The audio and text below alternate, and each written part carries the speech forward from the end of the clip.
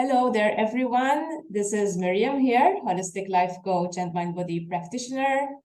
Some of you might know me already or have seen me. Today, I have a special guest here with me that I'd love to introduce you guys to, and that's Duncan Clarke from TMSChronicPain.com, who is also a holistic life coach and mind body practitioner. So basically, I got to know Duncan after my own chronic pain recovery journey when I started to study for my certification to become a coach. Because Duncan was also studying for the same certification, and we realized that we had gone through a similar journey with chronic pain recovery thanks to Dr. Sarno's work on TMS. And so we connected, and actually when I first got started with my coaching business, one of the first things that I offered was an ebook. And that ebook was written, it was co-authored with Duncan Clarke. It was our own project. And the aim behind it was to actually make Dr. Sarno's teachings on chronic pain more easy to understand and apply by individuals. So we wanted individuals to go through a process that was similar to the process that helped both of us get out of pain. We call the ebook Path to Pain Free, and today it's evolving, so I'll tell you a little bit later about that. But without further ado, I just want to introduce Duncan and invite Duncan to share some of his experience of how he got into becoming a TMS coach, and also how he recovered from chronic pain. So Duncan, tell us a little bit about your background and your history. Hey, very well. Thank you for that introduction. And so a little bit about my history. So I first experienced chronic pain.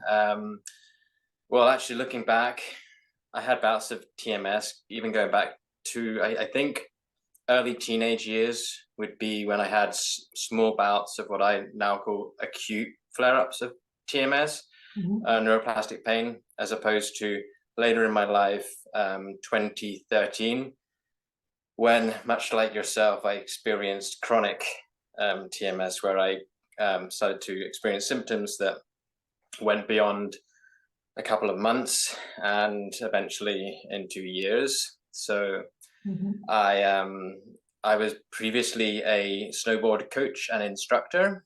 I spent my winters doing that, and I also worked as a chainsaw operator throughout the summer months. So I was heavily dependent upon my body, my physical body, for both my occupations and my recreation as well, because I was a passionate snowboarder, and I would ride religiously throughout the winter months. It was a big part of my life for 13 or 14 years. So with this in mind, there was quite a lot of weight that lay upon that particular sport for me, for my income and for my sense of satisfaction in life. So in 2013, I had a surgery to my left knee, to my lateral meniscus, and they decompressed a meniscal cyst as well that formed on the outside of the knee. And it had been causing me really pretty severe pain prior to surgery. I was able to still participate in sports at that point, but no more than a couple of hours generally. And the pain would start to become really quite intense, and the pressure in the knee, I could literally feel it building up. So this was end of 2012 going into 2013. So I had surgery, I believe, in about beginning of December 2012. Yes. And then I was good to go. I was back to snowboarding, and my surgeon had told me no worries with getting back to work after 3 weeks post-operation, which to me seemed quite extreme, that I could be back and putting impact and pressure through my knee. But ultimately they had just done a partial trim in the meniscus, and it was quite it was invasive naturally, but as minimal as you could really get, a clean up of the knee and It's And interesting there that, your surgeon reassured you that, you were good to go, but there was still that belief, like, what if my body is still broken somehow? What if my body can't take this? Which is one of yeah, the core beliefs behind a lot of TMS sufferers today, right? yeah, absolutely. I remember having so much anxiety about getting back to snow, and my employer. So I had quite a lot of weight actually,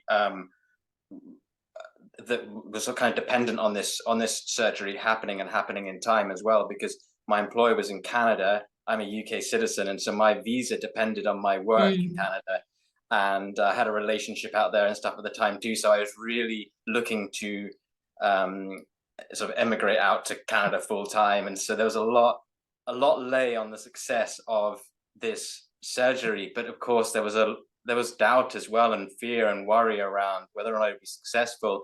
And when I asked the surgeon, of course, I wanted him to say, yeah, no worries, you can get back to snowboarding. But in the same time, I had so much doubt about it. I almost didn't believe his words. I didn't quite trust him. It felt too soon. I know with hindsight that it wasn't necessarily too soon, because actually I made great progress for about the first 7 weeks post-operation. Really good progress. I remember being over the moon. I felt like I had my life back because I didn't have the symptoms that I previously had anymore. The cyst on the outside of the knee had been decompressed. That was gone. It wasn't flaring up. And I remember telling a few people I was so happy. I was so happy to be snowboarding again, to be teaching and coaching and in the mountains. I felt like I had my life back. And for about 7 weeks, I made fantastic progress. And around about between 7 and 8 weeks, I went for a ski weekend with my girlfriend at the time for her birthday, and we're riding on more challenging terrain, and I was pushing my body a little bit more. And that weekend, everything just fell to pieces. My knee flared up. I had these exasperating pain symptoms that weren't even associated to the original injury. So they were actually in a different area. Instead of being on the lateral side of my knee, it was on the medial aspect, so the inside of the knee joint, which actually, as you and I both know well, is typically where fibromyalgic knee pain manifests, is typically more on the inside of the joint. And so that was telling me something, but I didn't see it at the time. And I had like patella tendonitis type syndrome over the patella, over the tendon there, and kneecap pain, etc. So that was me, really. That all happened end of January 2013, and the symptoms became worse and worse the more I tried to do, the more physical therapists I saw, the more different modalities I tried, the worse it got. And of course, I became obsessed with trying to heal this because I couldn't work anymore. My visa was dependent on my work. Everything was really dependent on that.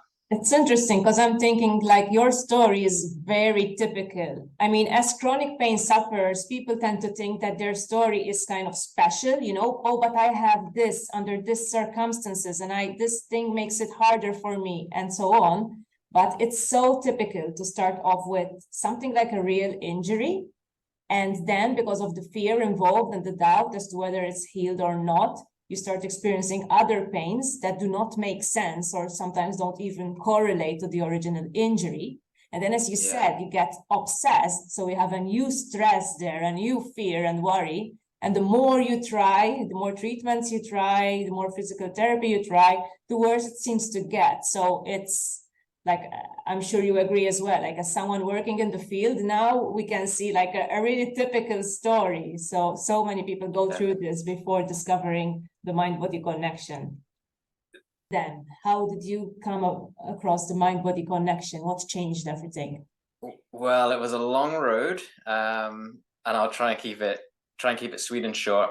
But ultimately, I went through the process of looking at all the different physical modalities before I went to kind of more alternative methods. I went down the typical route that, again, as you said, my story feels unique, your story feels unique, but all these TMS stories that we hear and everyone's experiences are ultimately so similar. But for me, I went from pillar to post through the conventional medical system. I came back to the UK. I had more scans done on my knee. It showed things being normal, or normal abnormalities, as Sano would have said. But basically, I was in good shape. The surgeons had no idea; they couldn't explain it, and I went from different specialist and medic to different specialist and medic, and I just was pillar to post. I eventually wound up in a chronic pain clinic, and I kind of looked around me, and everyone was in their kind of like late 80s and 90s and stuff like that, and I was in my early 30s, like 31, and one minute I had the world at my feet again because I was so ecstatic about having the surgery and having my life come back together, and then 2 months later, just sort of in this scenario where I just couldn't believe it. So I just went through the typical process. I was diagnosed. Well, I had the only diagnosis I ever got was chronic regional pain syndrome, which is a very scary diagnosis to receive for anybody. And I went down the rabbit hole of researching that, scared myself more, created more anxiety to the point where I almost collapsed one day. I had so much fear around this, just nearly fainted with panic. And eventually I just kind of kept on working away at things. So I was doing all the physical stuff. I can't tell you for how long. I mean, I was about 1.5 years on crutches, and then I was almost housebound. I couldn't even walk to the shop like 10 minutes. It was a dream for me. I remember just thinking it would be a dream if I could walk to the shop and back. 20 minutes, 10 minutes. That would have been, for me, getting some of my life back at that point. But fast forward to about 2015. So let's just say a couple of years, I was really very much looking at the physical, obsessed with that, and trying these different physical exercises that I was told would fix my knees. And then I came across Ina Segal's book in 2015. A friend of mine recommended it to me. It's called The Secret Language of the Body. I believe that's the name of it. Okay, yes, I heard about it. Yeah, and so she was a practitioner herself from Australia, I think originally Russian, and her book made a lot of sense to me. It looked at the mind-body connection. It looked at the way our emotional experiences fed into different physical experiences. So she, for example, but it was very specific. It was kind of like, if you've got shoulder pain, it's saying there's this thing and this thing and this thing that's wrong in your life. And if you've got neck pain, it's this thing and this thing. And if you've got knee pain, then it's to do with anger towards your mother. And if it's an ankle, it's something to do with, I'm still wondering until this day whether these things have any relevance at all. Because, I mean, I've seen so many different people with all kinds of symptoms, and I don't know, I kind of conclude that TMS is TMS and it can occur anywhere, and it's more likely to occur at a site which you're scared about, like your knee. You were doubtful and scared about that, rather than because it means something about your mother or your wife. Yeah, I don't know. I'm open to you know. Yeah, I agree. I feel that typically it's associated to the area where there is a fear or a repression. So if you're protected, if my belief is that knees are very, very vulnerable, and I've had a previous injury there, and therefore I'm now susceptible or at risk of pain in the future, like arthritis, because of that previous injury, then that's an area it's more likely to manifest. I might not even had a previous injury. I might have just been told that running's really bad for your knees, and if I was a runner, then I might experience knee pain as opposed to ankle. And but as you as a climber, it's like shoulders are so important for climbing. So naturally, it manifests where we have the greatest fear about losing that thing. It's almost an attachment to a body part. I do sometimes wonder about, but it's a whole other conversation we maybe get into later, but the whole sort of emotional peptides and being linked to these very different emotional experiences we can have. Because of course I was going through various turmoil when my symptoms flared up, but again, I feel it's more linked to attachment and an importance to a particular body part, like and your beliefs about that body part, the belief that it might be prone to injury or damage, or the fact that you really need that, you know, part of the body to function, to do your job, you know. So yeah, absolutely. Yeah, in my case, it was imperative that my knees worked. exactly. Like I could get away with a wrist not maybe working completely perfectly, or even maybe a shoulder a bit, but the knee was everything. So yeah, so I picked up Ina Segal's book and I started practicing some of the methods, but I was still too fixated on the problem because her methods, again, I won't go into them, but I was beginning to practice those, but it was opening up my mind to the idea of that there could be something kind of, I don't know, bigger to this, so to speak. Yeah. It was like a catalyst for you, right? It was like it showed you an alternate possibility. So that's always amazing. Yeah, it was opening up my mind. I was able to think outside the box a wee bit more, and I could start to see myself the way stress was playing into it. And so that was the first book I read. That was changing, again, my perception, my beliefs around pain and pain perception and what was generating it. But I was still so fixated on the physical. I was doing all these different things like juicing and fasting and detoxification and whatnot else. And so from there, though, I think I picked up, the next book I would have read was You're the Placebo, I think is the title of it, by Dr. Joe Dispenza. Yeah, good one as well. So yeah, reading Joe Dispenza's work again was inspirational to me. And I really started to, okay, this is interesting. Maybe there's something in this. I started to look at the experiences in my life that were going on. For example, I lost one of my closest friends only about 2 months before I started to experience chronic knee pain before I had my surgery. So at that point, it was actually manageable still because it wasn't consistent, the pain, but it would flare up really bad, like I said, after a couple of hours of sport. But reading his book and then starting to actually become the kind of just sort of put my life under a microscope a little bit more and to look at what was going on for me. And then I could start to see how stress, I couldn't really pick up on necessarily emotional experiences, but I could see that stress was impacting symptoms. But again, I still believed that there was a problem in the area and that stress amplified it. I didn't appreciate that actually it was the emotional stress that was everything. This was the root cause of it. And so that was still a big hurdle for me, and it was still keeping me from progressing. I think that's always the first step when you recognize, oh, maybe stress is making it worse, but that's where a lot of people stop. You know, they say like, oh, I have this condition and maybe stress is making it worse. But really, as you're saying, the real kind of light bulb moment is when you realize that it's all, you know, due to an emotional process. You know, that you're fine and your body is totally okay, and that you have control over this. That's really, you know, the beauty of TMS work, I think. Yeah, for sure. Then that was the time that it was at that point that I gained a much greater control, because at that point, up until this point, I was still seeking things outside of myself. I was getting chiropractic because I understood chiropractic was not completely unuseful to me. It helped me recognize the impact of the nervous system on the physical body, because they're working with the nervous system, but it wasn't useful in that they're doing physical manipulations still.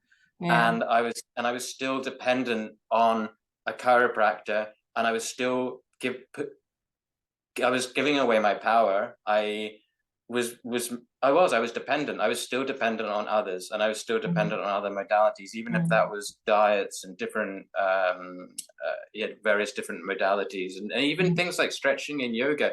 Those were good things, but I was using them in order to get rid of pain and symptoms, as opposed to just doing them because it's useful to have flexibility. So I was coming at them from the wrong stance, the wrong perspective. And perspective is really important. This is something I notice as well. Like, for as long as you're still dependent on anything, it could be a treatment, it could be something as, as simple as yoga, but if you feel dependent on it to control your chronic pains or to find relief, then that's kind of there's something wrong. You're not healing. Because the idea of true healing is to be okay, pain-free, let's say, symptom-free, without having to rely on anything except basic, nutrition and good sleep, and that's it.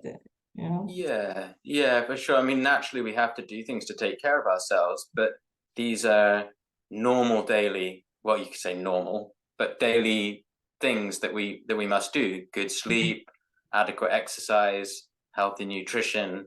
But most of these things, and then the good sleep will come as a result of having a healthier and more balanced state of mind. But everything comes, I think it's the realization that everything comes back to mind. Everything comes back to our emotions and our feelings, because even when people use stress, and as I recognized stress was playing a part in my experience, it was still too vague. And it's actually because there are some stresses we can cope with very well and we don't, there wouldn't be any symptom, but then it's really quite specific, and it's recognizing it comes back to these more deep rooted emotions. Yeah, it's a bit more subtle than the obvious stress of having a lot to do, right? It's usually more subtle. There are really uncomfortable emotions at play that sometimes we're not even aware of.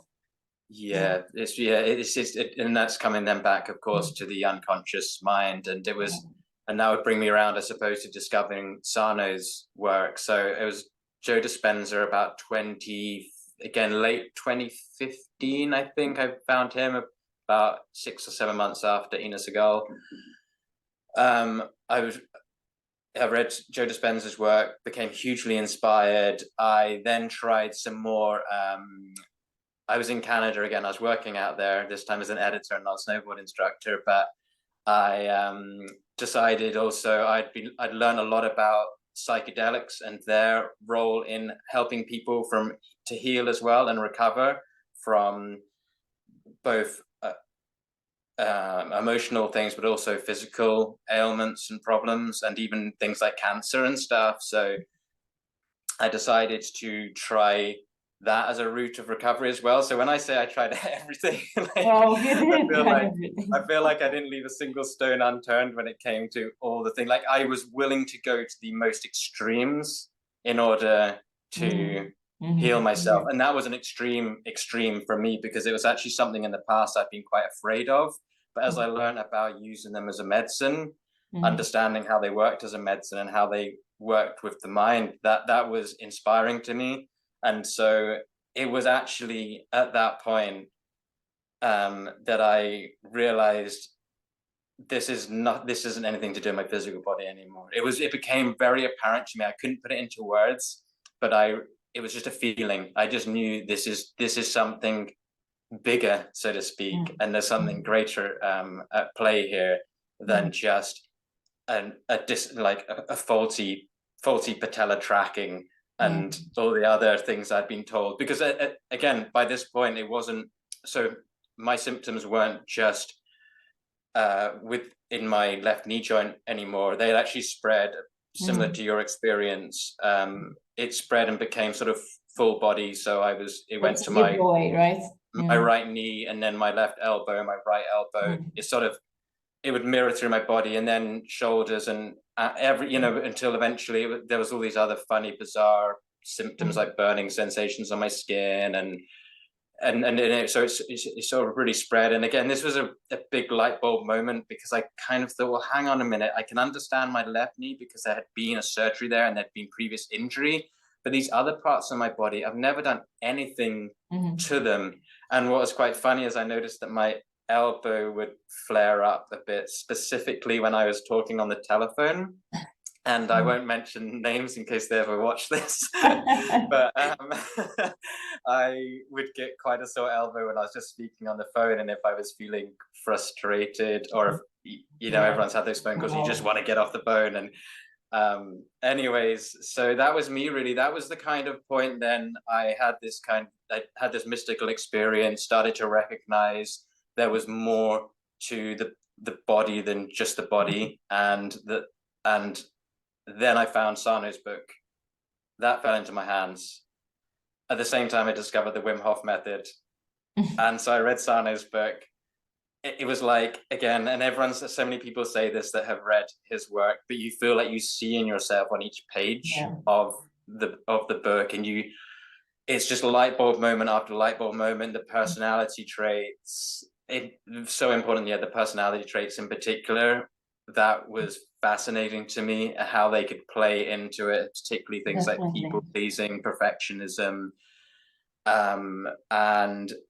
and that was it. But I was still practicing some other things. As I mentioned, I kind of got into like more breathing techniques and to downregulate the nervous system, and that was useful but detrimental still as well, because I was trying to do Sarno's work. I understood his 12, the kind of Sarno's 12 reminders, and I would use those daily, but I was also simultaneously still practicing other things. Like so many it took me people. a long time.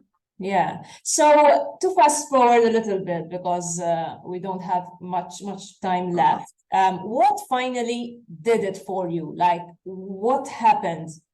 What was your breakthrough? And even like, I know you already said it's all mind, which is already like a breakthrough. But what would be one final thing that you would like to share? To make more people aware of what kind of breakthrough they're looking for, maybe?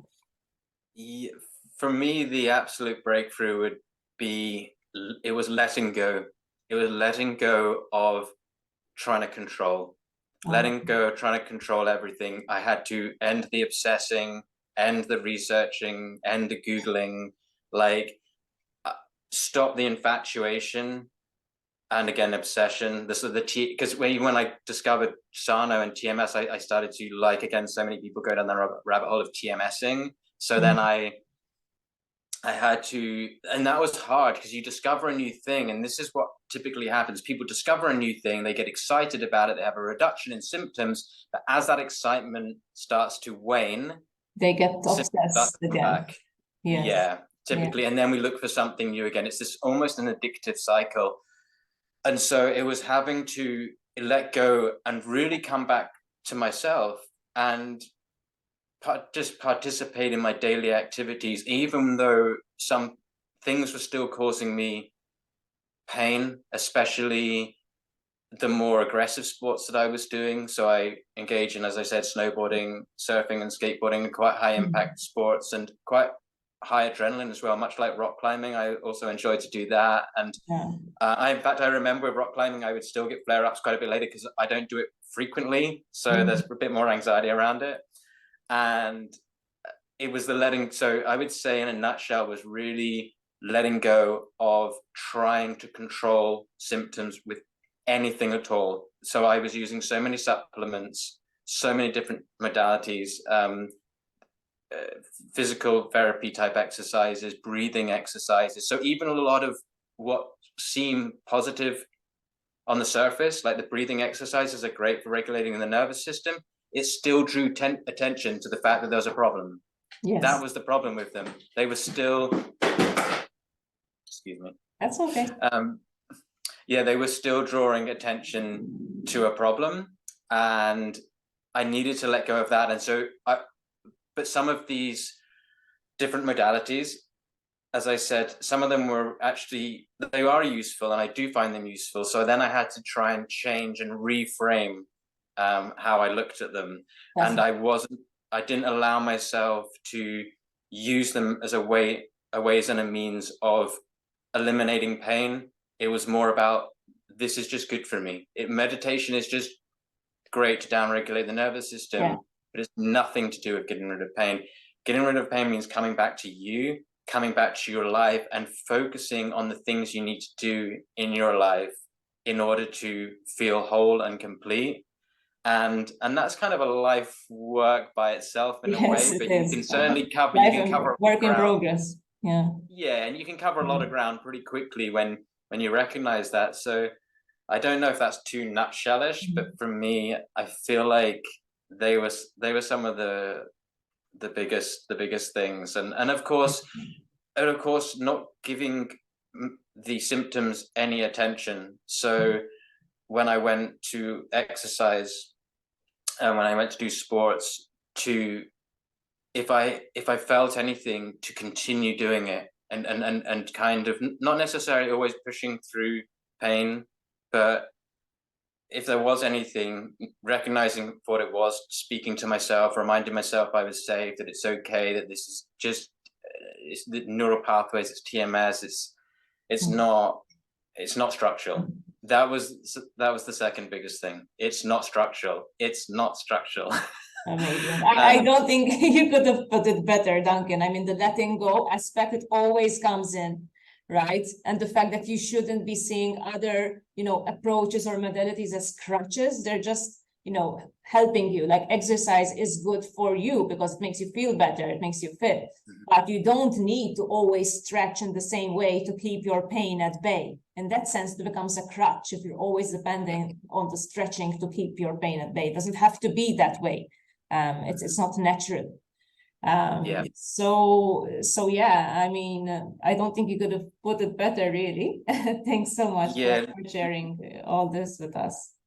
No worries. Yeah, letting go of the crutches is the hardest thing of all, because ultimately the purpose of TMS, neuroplastic pain, is to divert our attention away from the deeper underlying issues, our emotional experiences in our life that we deem too threatening and too scary. And so putting down the crutches does mean coming back to you. It means coming back to what's going on for you. And what are you afraid of? What are you trying to distract yourself with? Because this whole experience is just one big distraction. And yeah, so that was the light bulb moment. And working, of course, at some of those personality traits as well. It's multi-layered, as we both know. Faceted. So many things, but the two biggest ones were the letting go and participating in activities again. And for me, that actually meant a very gradual exposure to those things. But every single time I did them, it affirms to my brain, as long as I had a positive experience, that I was safe and okay. So I was very careful that I had positive experiences when engaging in physical sports. Amazing. Okay, well, speaking of multifaceted, I mean, yes, there's so much to learn and look into, and the more you learn, the more things kind of start to make sense. So we only have like a few minutes left with Duncan today, but basically for those of you who would like to learn more, Duncan and I have actually just started a group. It's called the Path to Pain-Free membership group, and it's an upgrade for our project, for our ebook. So now we're making the material of our ebook into a membership, because we believe that you can't just read a book once and get better. Or sometimes you can, but it's not the case for the majority of people. So the majority need to really, really absorb this information. And also the majority of people would need some support. The majority would have doubt, would have fears. So this is why we created this group, so people can actually interact, and we can also provide our support within the group as well. So there will be details on how to join the group below this video. We'll let you know about any updates as well. So yeah, that said, I'd really like to thank you, Duncan, for having this interview with me. You've also reminded me of a few important points that, I still need to keep reminding myself about these things, even though I'm pain-free. But these things then tie into one's personal growth as well. So just like we resist our pain or symptoms, we might end up resisting something else. So this is the beauty of TMS work, that it ties in then to your own self-growth and emotional growth as well. So thanks so much for that insight, Duncan. Any final words? I would say for anyone going through or experiencing TMS, neuroplastic pain, to just remember that there's always hope, no matter how deep of a hole you're in. To remember that there's always a way out, and in fact, connecting with others and creating connections and reaching out is one of the best ways in order to do that. For myself, for a long time, as you just would have just heard, obviously I went through this by myself a great deal. I didn't know anyone suffering from anything like this. It was completely unusual to me. But for those people who can reach out and to, whether it's joining a group like this or going through a program, it's obviously super useful. But yeah, just remember there's always hope, because doubt is another thing that's at the heart of TMS symptoms. And the antidote to doubt is hope. So remembering that there's always hope, and that's sometimes it can take a while, but ultimately it's completely worth it, because when you get your life back again and you're able to engage in sports and activities and enjoy spending time with friends and whatnot without suffering terrible pain, it's there's nothing quite like it, really. So yeah. Amazing. Thank you so much, Duncan. Well, that's it, I think, from both of us from today. And we'll see you soon. And we hope that we get to welcome some of you in our Path to Pain-Free membership group as well. So yeah, more details on that later. Absolutely. Thanks so much. Thanks, Duncan. Thank you, Mary. I look forward to chatting soon. Bye now. Bye. Bye.